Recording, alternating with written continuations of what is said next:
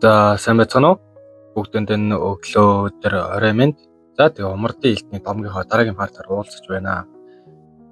Тэгэд намайг дэмждэг болон миний алдаануудыг бичиж өгдөг, дагуугаар засж байгаа.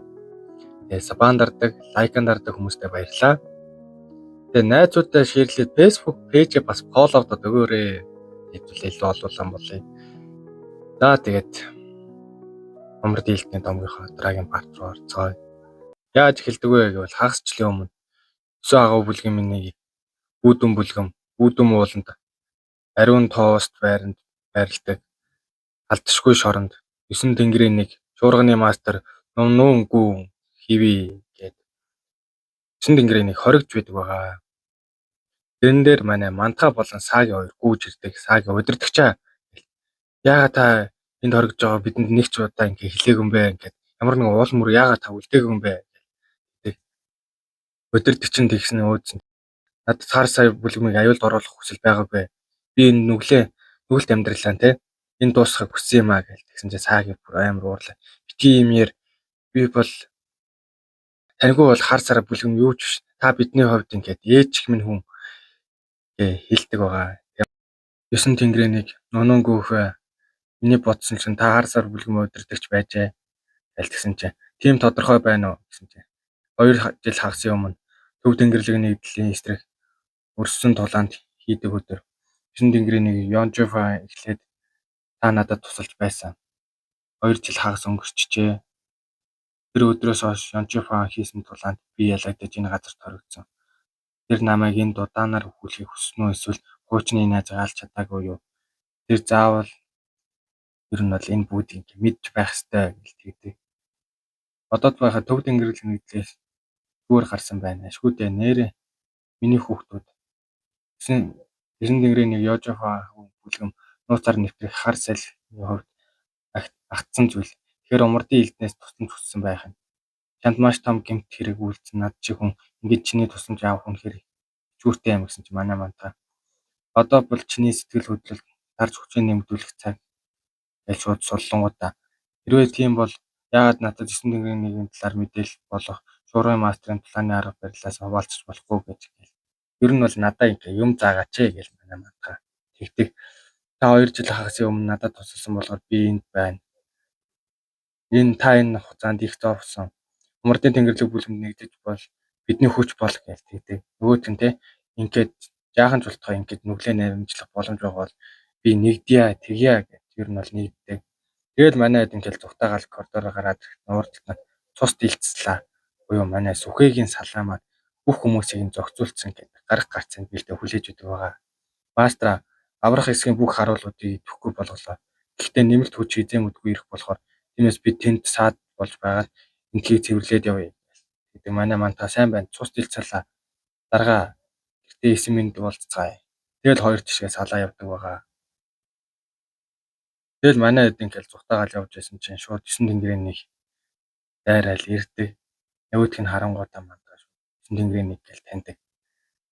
Гэсэн чи халтшгүй шоронд байж байсан бол илүү дээрх байх байлаа.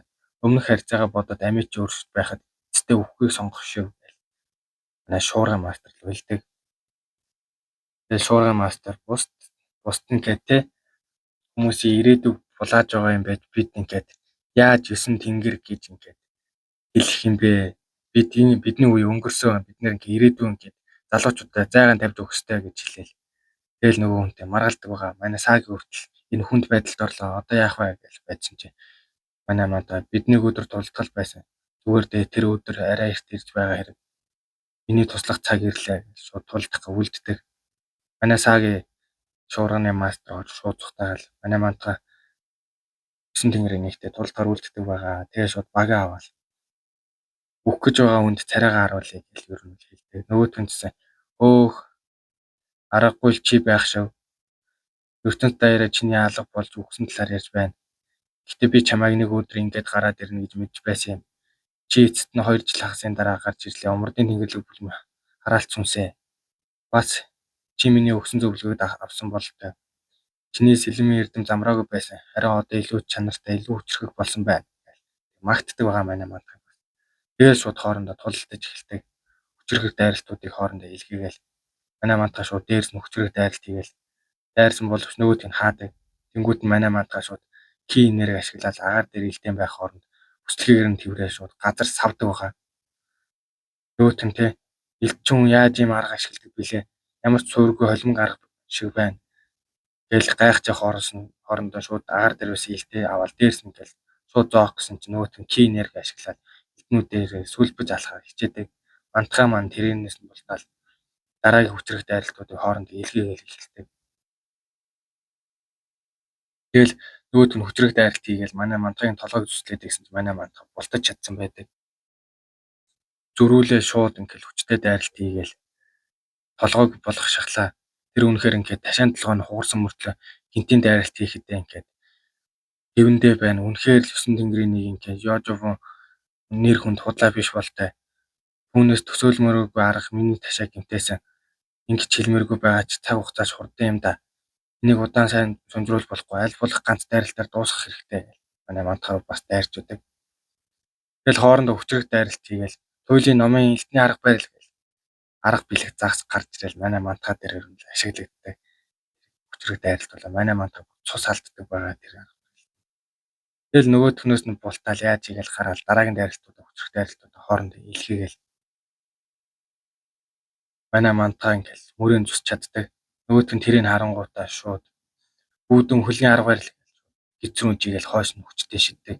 Тэнгүүтээ бүх ингээ хүчрэг арга барилуудаа нэг нэг нь холиол нэрийн дуудаал холимог арга барил ер нь л ашиглаад дайрдаг байгаа. Нуугдсан манд элдний 5 элемент Бясалгын бурхан гэл амар хүчрэг дайралт хийгээл манай мантхаа нөгөөдх нь хаадаг байгаа. Тэнгүүтээ шууд шуургын мастер хэлжээс үгийг санаал. Жонхон элдэндээ үнэхээр гайхалтай хайртай бас түүгээрээ бахархтай. Тэрийг нь ашиглаад өдөө хатгуул боломж гарах магадгүй. Ер нь бол ингээд ганц хүлэн зөвшөөрсөн Ёнчохон байгаа. Тэрийг ч ашиглавал ер нь бол ялах магадлал амар өснө гэл. Манай мантхаа хэлсэн байдаг. Манай мантхаа тэрийг ашигласан уутаа шууд Ёнчохон чамаас нэг төвшин илүү бицтэй гэж хэлсэн ч нөгөөтэн ямар арчаагүй өдөө хатгалаа бай. Би тэрэн чинь ингээд нөлөөлнө гэж бодоагүй. Тэрэн чинь автна гэж бодоагүй гэж хэлсэн чинь манай мантхаа шууд анзаардаг. Тэр сатаарсан нөлөөллөө гэж юу маш бага хугацаанд ч гэсэн тэр түүний дайралт зайгарсан гэл. Тэр боломжийг ашиглаад шууд дараагийн дайралтаа элдний бороо гэж хүчрэг дайралт шууд үүдс нийлгээдэг. Нөөц чинь зөрүүлээ хүчрэг дайралт хийлгээ. Хоорондоо мөргөлдөг байгаа. Манай мантхагийн дайралт тэрний дайралт ингээ голоор нь зүсээд гараад ирсэн байдаг байгаа. Тэнгэрийг устгах чөтгөрийн сүүдрийн нэлт гээл. 9 тэнгэрийн нэг голоор нь тавьчихсан байдаг. Тэгэл нөгөөдх нь ингээл цус алдаал өөх гэж байхдаа би ганцаараа өөхнө гэж бол байхгүй шүү. Жончохон би энэ жаалыг аваад өгөх болно. Тэгэл ингээл ки энергээр ингээл элдэн чиглүүл барайл дайрах гэсэн чинь Умардын тэнгэрлэг бүлхмийн галзуу цуснуудад бар Маадохон гэдэг ингээд ер нь бол бүр харуудаг байгаа гарын бүр ингээд тас харваад тэгээ ерөнхийдөө л Умардын тэнгэрлэг бүлхмийн ингээд 2 3 оролцснээс болоод ер нь бол 9 тэнгэрийн нэг маань амиа алдаг байгаа. За ингэснээр нөгөөх нь Маадохон манай мантхаг ирж авснаар ер нь линк чавдар ингээд дуустдаг байгаа. За тэгээ намайг үздэг болон дэмждэг хүмүүстээ баярлалаа. Лайк, саб дараарай.